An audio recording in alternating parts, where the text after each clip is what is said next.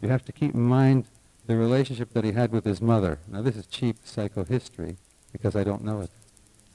He must have enjoyed food at one time to have resorted to eating so much later on when things got very difficult. They got extremely difficult when he was 8 years old and he lost his mother. She didn't die. She got depressed when her favorite brother died from the flu during that big worldwide epidemic, so that he learned about the importance of loss and grieving or not grieving very early in life, and it must have impressed itself on him. And he had a very stolid, hard-working father who in the middle of a snowstorm was ready to saddle up the horse and get out and deliver the U.S. mail and had to be told by his wife, "Ted, not today." Who else in this town before Ed Daniels used to start seeing patients at 5:30 in the morning till 7 o'clock at night, and on Saturdays till 4 in the afternoon? That's an easy day. And then drive his wife to church Sunday morning. This was a hard-working man who could persist patiently again and again at the task that had to be done. And above all, well, let me stop then with this section about the personal history. What are the concepts that he began with? He must have wanted to be a doctor very early in life, whatever it meant to him. His favorite name for himself was Doc, which he then called various associates later on. Certainly, he entered psychiatry, perhaps almost like people entering analysis nowadays in the same kind of setting. Analysis didn't amount to that much. There was a big wave of biological psychiatry then, and he must have been an oddball to think of getting analyzed in the late 30s in Boston. Here he was at the Boston Psychopathic Hospital in the mid-30s with McPhee Campbell, learning Mayerian psychobiology, and yet he gets interested in psychoanalysis. And he couldn't pay for the whole analysis, so he paid $5 per hour and owed $5 till later on when he earned it. In the course of his analytic training, he certainly learned and faithfully loved what Freud had to teach, always valued it. His current living teachers were people like Hendrick, who stressed rage and aggression, Jock Murray, who spoke of infantile rage, Beata Rank, who also supervised him, I think, who would mumble or fumble something inunderstandable, and 3 years later, there it was with your patient, the sort of thing that he would do. He would say something, and you wouldn't understand it for 6, 8, 10 months.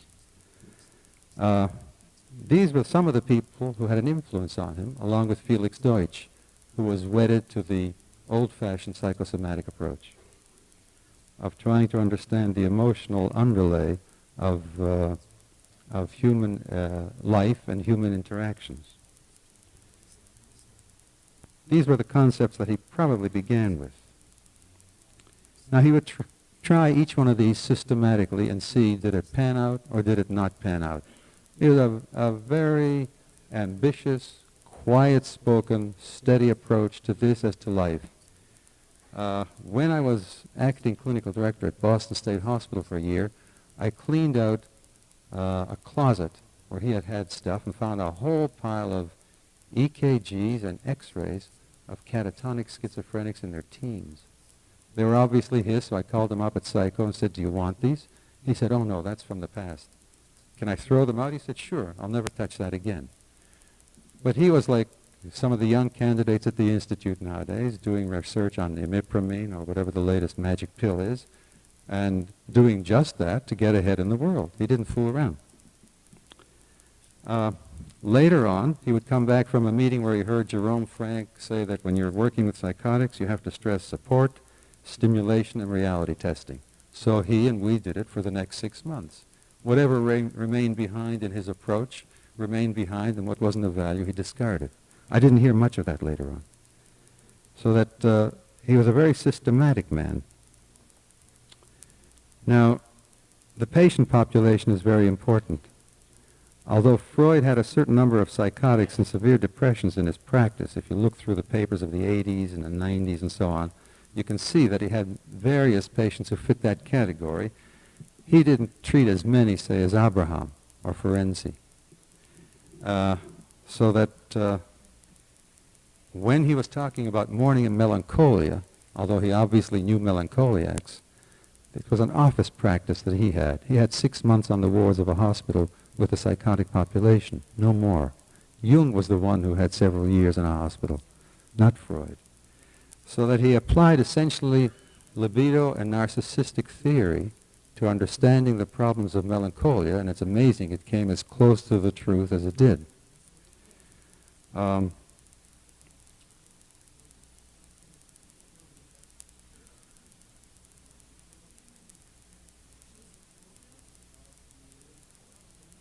population, of course, that Semrad began with was the population at Boston Psychopathic Hospital for a bit in McLean, and then later on in the Army and at Perry Point, where he was introduced to group therapy, which again he methodically applied and pushed for the next 15 or 20 years. At the Boston Psychopathic Hospital, again he had essentially psychotics. In his practice he had a mixed neurotic practice whom he analyzed, which was different. But he united the two in his general approach. Now, in addition, you have to keep in mind how old he was and what he had been through in life when he's interviewing this lady. He was around, this was 1962 or 3.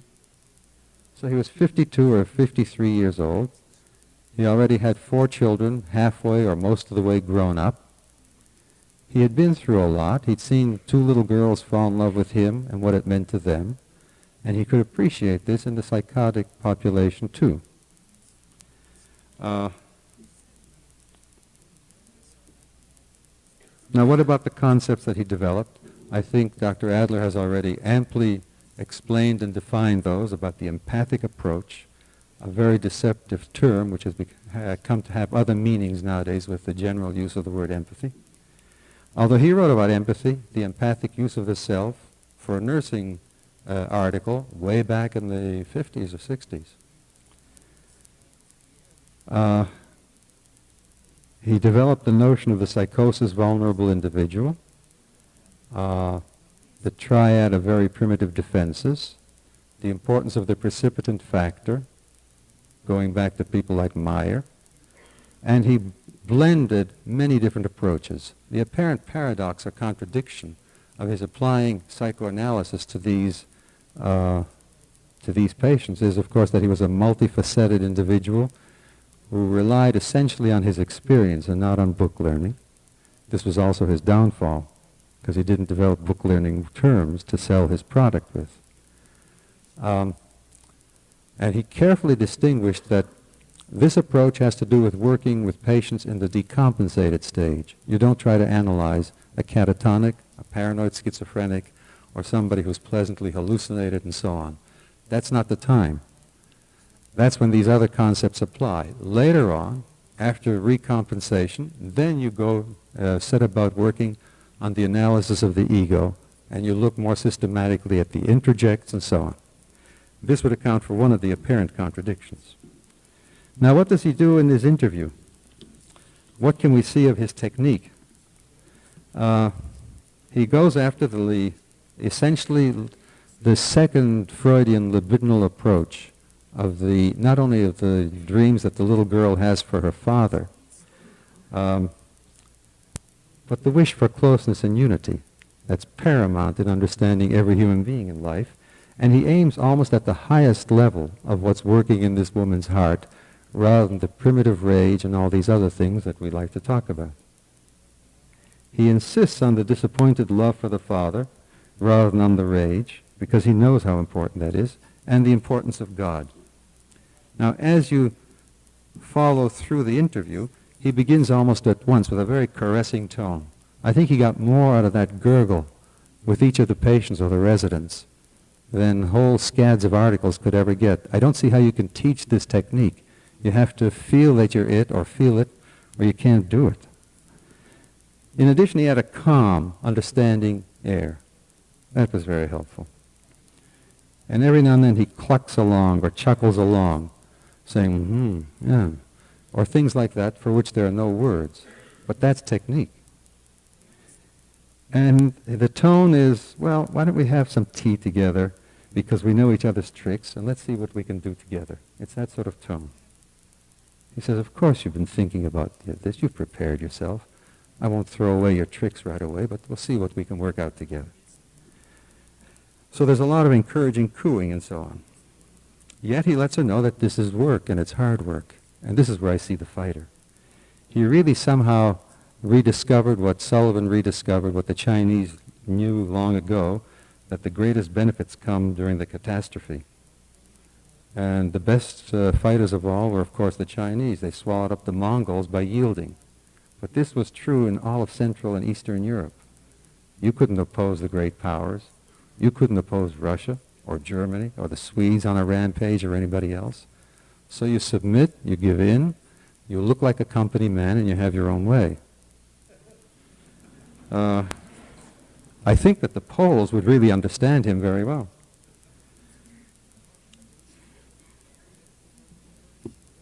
This was his great impulse towards compromise, what you said about giving with one hand and taking with the other, so that you didn't have to come out victorious in every encounter. He was very political when you think of it. He had to be to have risen to become president of the Boston Psychoanalytic Society, because he was not one of the people who was much admired by a majority of the training analysts at the time. In addition, he does something else. Don't contradict. Just persevere. She beats around the bush, she denies, she uses reaction formation. What does he care? He keeps pushing ahead. Gently, quietly, and so on. This is not the style of 1984 in the United States, so it seems weak at first, but it's very powerful. For all I know, he saw his mother do this with his father. I don't know. And indeed, he does follow the patient with their thinking. He is the dumb psychiatrist or interviewer, but he's exceedingly smart. He knows exactly where he wants to place her. And the issue is to get her to go there. Now, he was under the impact of several of his colleagues and teachers at the time. In the late 40s, or in the 40s and the 50s, various short-term approaches came out then, too. I think Feinsinger don't forget, some of the great competition came from Carl Rogers with the using the last word approach, which drove everybody bananas. But still, it was heavy competition for psychoanalysis or people who wanted to use psychoanalytic theory and weren't psychoanalysts yet in order to treat patients. Feinsinger developed a sector analysis approach, or it was vector analysis. You'll excuse me, I don't remember which of the two he chose. Felix Deutsch chose the associative anamnesis, and he really changed parts of that to use it with this and many other patients. Even Felix Deutsch didn't allow the patient to lead him any which way, as in free association. In his Pathways to the Mind, he makes very clear that he's going to put some foul-smelling stuff under the patient's chair to make him bring up smell associations, because that's what he wanted. And Semrad does similar things. In a disparaging moment, Vyshkovsky described something like this, not Semrad's approach, as forced associations, which many people have to use with psychotics, and they're sort of planned associations if you think of it.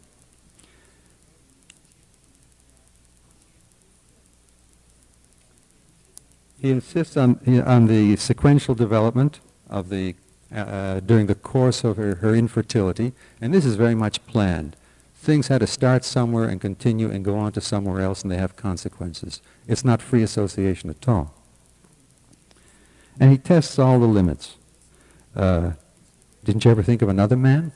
Didn't you ever think of divorce? He reassures himself of how strong her religious values are, so that he can relax on that count and then look for some other opening to try and get to the earlier drama with the father that he has to get to. He knows where he's going.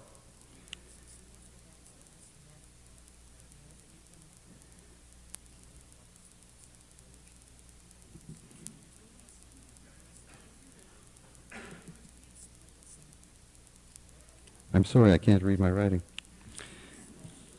Well, I think you can follow the rest of that cassette or that meeting through, and you can see that he planfully pushes her to face her old love for her father, to get to a true appreciation of that love, might take several years of intensive therapy 2 or 3 times a week. Because after all, this lady did become psychotic, and she isn't going to get to it so easily. And then have to go after her feelings about her mother after that. So that it's kind of remarkable that he could get to that, and I think he does by planfully pushing her and getting her to associate to the old boyfriend from 7 years earlier, and then finally, by then enough associative paths have been awakened so that he can get to the father and show the impact of this on her current situation. Now, to be perfectly consistent, one would have to then build up a picture of Semrad's view of the personality. Very briefly, he would always say that these are functioning biological units who have had a lot of trouble, whether it's disappointment or loss or long-term failure, chronic failure, and they're doing the best that they can. That's not a very charming view of the personality, but these are the makings from which whoever's going to take apart all these papers and put them together again will have to build up his kind of view of the human being. His approach to therapy, I think, was amply demonstrated in this kind of cassette. I don't know how one teaches it except by watching someone like this. There is no way of writing it down. He was not very good at writing things. It was very succinct. I regret never having asked him, do you think in Czech, and are you writing Czech in English words? Because that may have been true, and I simply don't know. It was highly condensed, so that each word would mean 2 or 3 paragraphs and sometimes chapters. And that's why it took us 6, 8, 10, 12 months sometimes to wake up to what he had said that had seemed so meaningful. He'd say it and smile, and you'd smile back, and you'd walk out and say, what was that all about? But you couldn't dismiss it, because you had felt things and you had seen others feel things too. I want to thank you for this, but that's as much as I can put together out of the formulation of this patient. Thank you.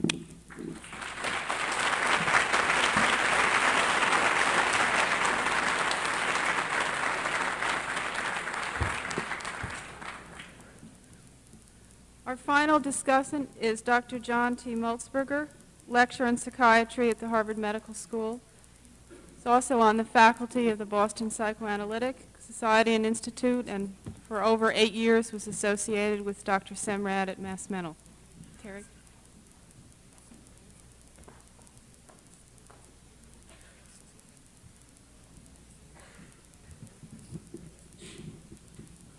Ladies and gentlemen, emboldened by some of the commercials that you heard at the opening of the conference this morning, I'd like to begin by reminding you of what Dr. Semrad would have called a learning opportunity, a growth opportunity.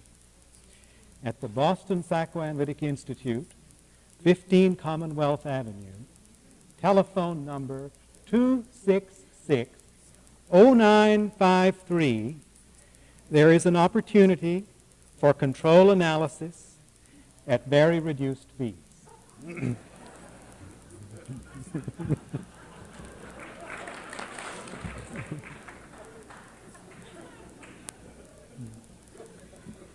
I have been invited here this morning to discuss the formulations of Dr. Adler and Dr. Valiant. This I shall do, although in a rather tangential way. I have in mind to try to show you something else, however, something about Dr. Elvin Semrad as a teacher. I shall try to offer you a formulation of what Dr. Semrad was doing with the resident who was presenting this difficult patient to him, as well as to comment on the interview itself. The case shows the development of a psychotherapist, a student in that hard school of experience, the old Massachusetts Mental Health Center, better known to generations of trainees as the Psycho. Every brick of that place is saturated with the accumulated sweat of suffering patients since it opened in 1912. For some of us, the saturation of those bricks has sanctified the place. We can also remember that those same bricks are imbued with the suffering of many generations of psychiatric residents, struggling with the most challenging and difficult developmental tasks of their adult lives, giving up childish notions of what it is to be a doctor to the mentally ill, and mastering the task of what it is, in fact. I blush to recall how I walked in the front door of the psycho on the first day of my residency, feeling that I was going to be the greatest thing against schizophrenia since Harry Stack Sullivan. It was a place for patient and doctor alike for growing up. For some of us, that suffering of residents and other trainees has sanctified the place as well. Now, this morning here we have an example of a young, anonymous resident who was struggling to grow in his profession. And since you didn't get some essential things yet, I think you're going to hear some of this tomorrow. I have to read you a little bit of what that resident was saying to Dr. Semrad in the presentation of the case before the conference began. Here's the resident speaking. I call the first stage of my work with the patient excessive expectations. My expectations are rather complicated, and some come from rather personal experiences of my own, which were quite involved in the case from the start. And I hesitated for some time before deciding to present them to you here, but I feel that a more complete analysis of some of the difficulties may be possible if I do. The two messages I think I got across to her was, first, that I had clear expectations that she should continue to care for her baby and should do it here. The second, that she was in an urgent, desperate situation and that something better be done fast. The emphasis is mine. Well, this was directly communicated to her and in so many words, just as I've said now, interspersed in terms of my questions and responses in the interview situation. Indirectly, or sometimes in a form of code, I express my personal sense of urgency by doing something that I'm quite certain that if I had to do it over again, I wouldn't have done. And that is that I told her quite early in the course that I had a baby of the same sex and age as hers. And I think she perceived it, and I felt at that time that this was a special kind of communication of my personal sense of urgency and the special importance and gravity that I attached to her difficulty taking care of her baby. A little further on. She would tell me often, I know, doctor, that you are very interested in my case, with a good deal of spitting out the case. And then one dramatic, nonverbal act, which I misinterpreted at the time, and I'm not sure that I can interpret correctly now, but it seems to me another way of transmitting that things were getting worse. You don't understand. Please understand. She became extremely agitated in my office, sunk down on her knees, gritted her teeth, and grabbed my pants. At the time, because of my enforced optimistic attitude, I was looking and believing that if she could only express her anger, that somehow things would be all better.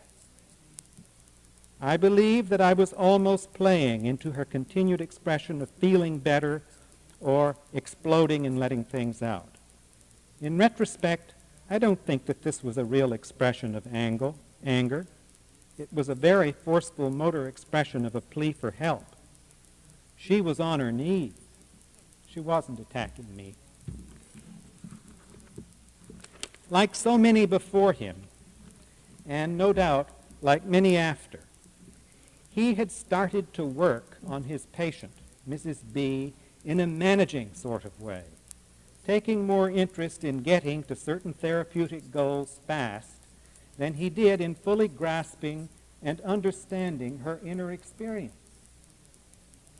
He was interested in turning her around into a good mama to take care of that baby. In his own words, he was more interested in the needs of the baby than he was in the needs of the mother.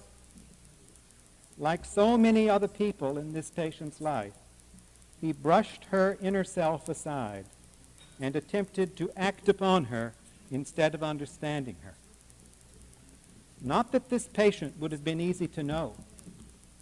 Assaulted by the stench and violence of her childhood, seared by the fire of primal scene experiences, she long ago had hidden that inner self away to protect it from further hurts and gone to work in a disinfectant factory to clean the foulness. Many years before, you see, she had already tried to clean it all up by acting right, and it didn't work. In a state of narcissistic collapse, the patient could not respond to her doctor's wishes that she should clean up her act fast. Her doctor got mad, maybe humiliated, and in the recognition that he didn't know what to do, he had only certain choices. One choice would have been to get rid of the patient, of course. But Dr. Semrad and those who worked with him in the old days made that difficult. Another choice would have been to punish her, to make her hurt until she came into compliance. Well, he wouldn't tolerate that. A third choice would have been to seduce her by falsely promising more than he could deliver, by leading her on to believe that he could be the ideal man of her fantasies. That might have worked for a while, but Dr. Semrad wouldn't tolerate that one either. He knew you can deceive people, but that it never lasts, that deceit and quick tricks backfire. He taught us that the integrity of a psychotherapist lay in never punishing, never seducing, but in empathically maintaining a strict devotion to the patient's truth. So the only choice possible for this poor resident was to get still and learn. That is a painful position for a resident to be in, a position that is always fought at first, because, as Elvin used to say, who wants to eat crow? We see how the patient has finally reduced this resident to eating crow. The time was right for Dr. Semrad to move in and show him not what to do so much as how to be. You will notice in the interview that Dr. Semrad is showing his audience how to approach a very troubled woman. You will often have heard it said how important it is to respect the patient. Here, you can hear respect in action. Nothing is demanded. There are no devices, no tricks. There is kindness, genuine interest, and only one request: that she permit him to understand her. So he was in his teaching. His supervisees he treated with the same respect, asking only that they do their utmost to understand their patients in the same spirit. When you hear the tape played out further tomorrow, you will hear how he treated his students in the same way he is treating Mrs. B. If he had not felt that the resident had essentially abandoned his agenda to do things to the patient, whether by concentrating on changing her behavior, by manipulation, or by drugging, instead of understanding her, this interview would have been different. Dr. Semrad would have explored much more fully how the patient was feeling about her doctor, in order to bring to his attention what he was doing to her that was not only useless, but psychologically harmful. But he was satisfied that this resident was ready to learn, that he was no longer fighting off, as every resident must, that fundamental recognition that is so important if one is to be first class in this work instead of second or third class, namely, that everything one does with or to a patient must be from an empathic grasp and formulation of the roots of the patient's suffering. In the interview before us, Dr. Semrad approaches the patient with genuine empathy. Now, this word empathy has been dirtied up quite a bit, so that it's hard to understand what people mean by it. Here is no sentimental baloney. It is true that deep feelings are engaged, but the feelings are disciplined and refined by Dr. Semrad's evolving formulation of the case. Empathy is the process wherein the doctor reviews his own life experiences, both his memories and his feelings about them, and compares them to the experiences of the patient where they are congruent. He then notices where his affect matches what the patient displays, and he notices where appropriate affective responses are buried or twisted in what he observes. At least that is where empathy begins. But in this interview, you can see how Dr. Semrad's empathy enables him to guess certain things about the frozen, hidden woman that hitherto has escaped her doctor. Elvin Semrad was not a woman. He had never had a baby himself.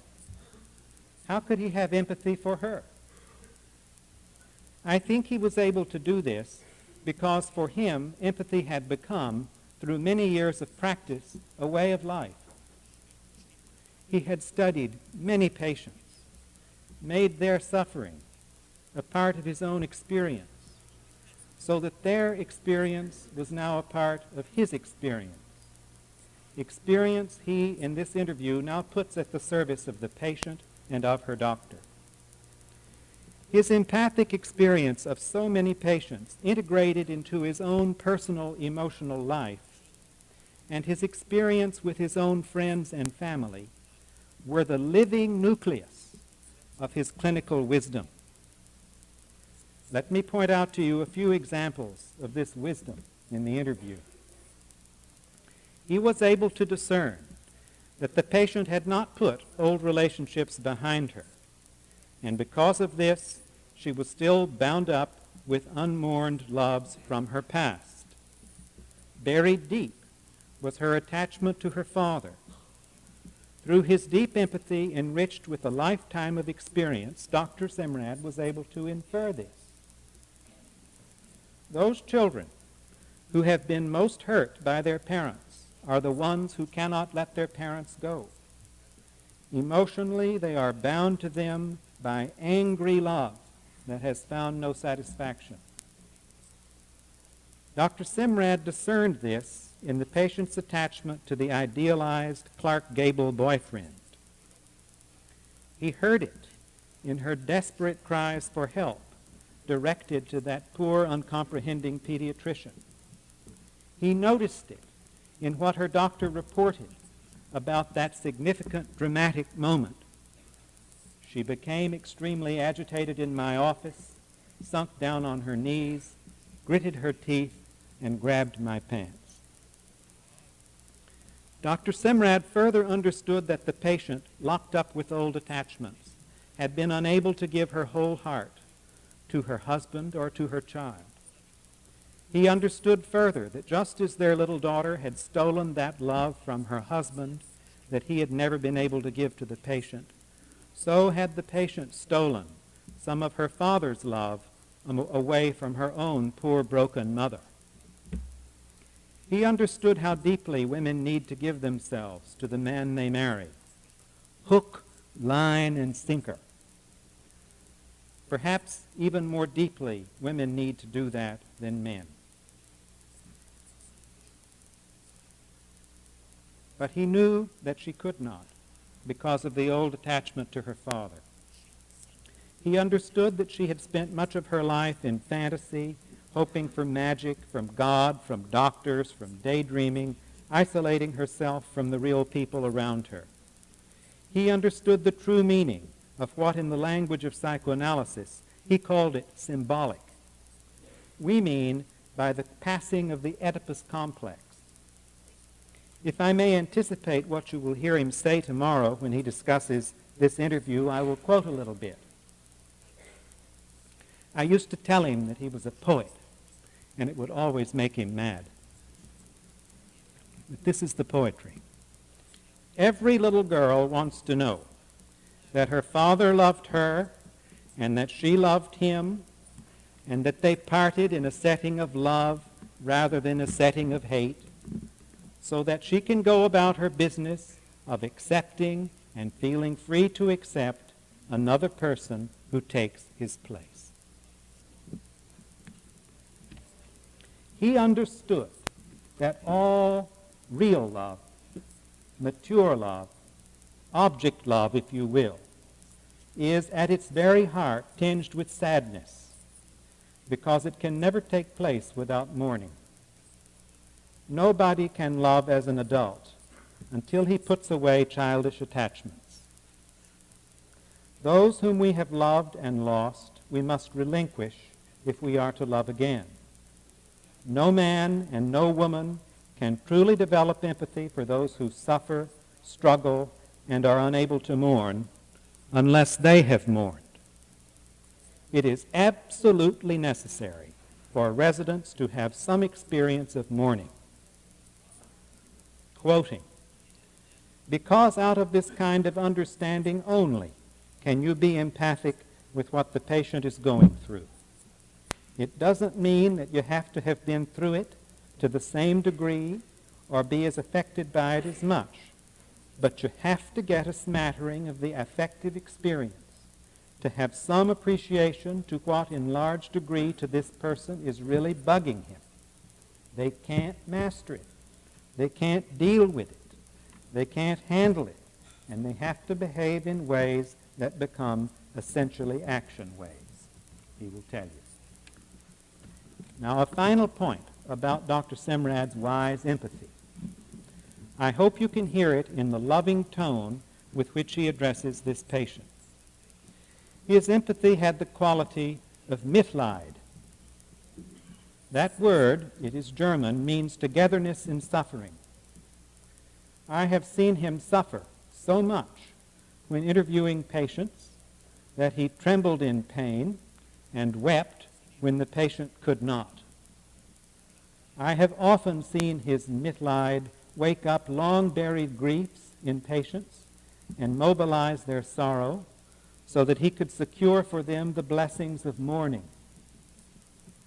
He taught and showed me, as he did many others, what empathy was. The gift was incalculably valuable, personally and professionally. He was devoted, of course, to passing on that gift. Over the years, by gentle persuasion, he was able to build a kind of cathedral at 74 Fenwood Road out of those sweat-stained bricks. By the time I had the great good fortune to be his resident, a program had been fashioned wherein he came every week to every ward to review the work his residents were doing, to help them along the road to clinical maturity. We admitted few patients, but those patients we studied thoroughly.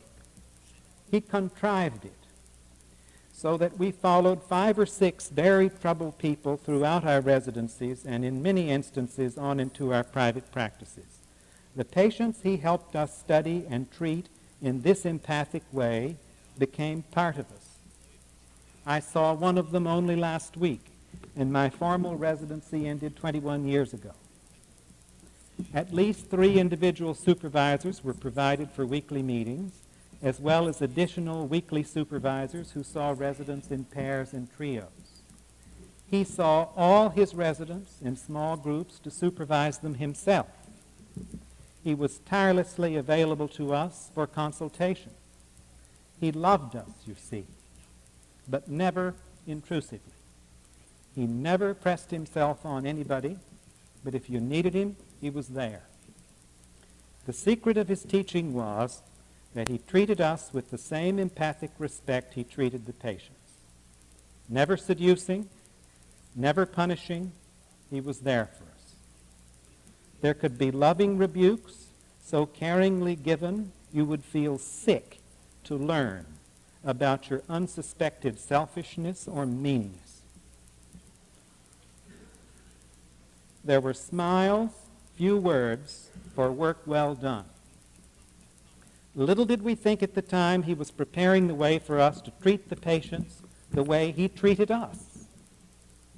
Still less did we know that he was quietly, modestly making teachers of us as well by offering himself to us as an example of what a good doctor really was, and at the same time of what a good teacher really was.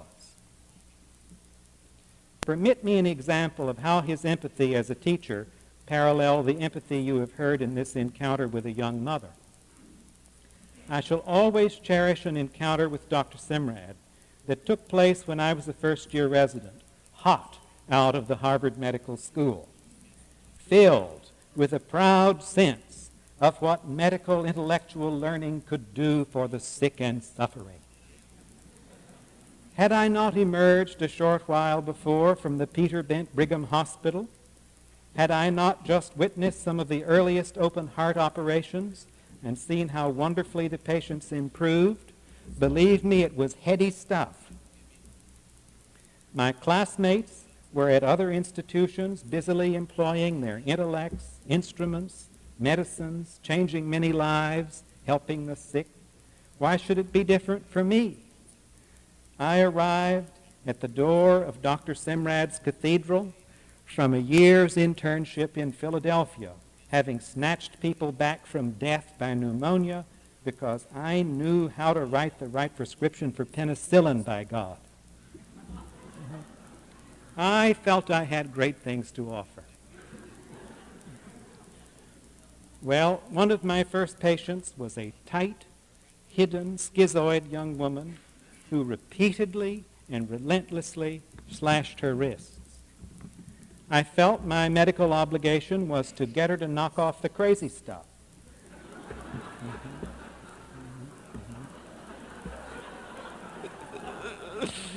Not unlike the resident you have heard about today.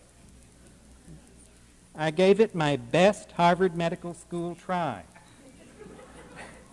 All out of my head, having not the least idea of what her inner experience was. I had no idea what subjective personal experience might cause a person to behave in such a devastating way. And I didn't know how to find out. I wanted it cured quick. I had no time to understand the desperation and helplessness behind it in any except the most desultory, hasty way. Others wanted a quick cure too. I'm sorry to say that my chief resident was among them. Even some of the nurses were impatient. They, having been longer in that cathedral than I, might have known better, but they did not. It seemed to me that everybody was getting mad at me because the patient continued to make us all feel so helpless, and I felt I was a failure because I had not turned her around. At first, I got mad, and then I felt myself slipping into despair. One wintry afternoon, unable to help myself, I knocked at Dr. Semrad's door. We all knew that if it was slightly ajar, and it often was, we were welcome to come in. He answered my knock, and before I knew it, I was sitting there beside his cluttered desk, afraid to look into his tired, kind face. I began to present my difficulty as concisely and clearly as I could, telling about the patient's history, but to my horror, I found that I was losing my self-control. I began to weep. Presently he said to me, with the same kindliness you have heard in the recording today, I think if you will show the patient the same thing you have just shown me, she will stop cutting herself. I took his advice, and perhaps for the first time became human to her, and let her be human to me, instead of a so-called borderline case. I even became more human to myself. She stopped cutting herself, and as Elvin Wood had put it, we got into business. She, too, could not mourn her father. And because I had not mourned something impossible that my mother and I had got up together many years before, namely, that I was destined to be a great healer, we had never really met. So my patient and I met at last on the great battlefield of mourning and joined in a common cause. I, to relinquish some of my boyish omnipotence, she, her suffering attachment to her father, the only person who had ever offered her anything.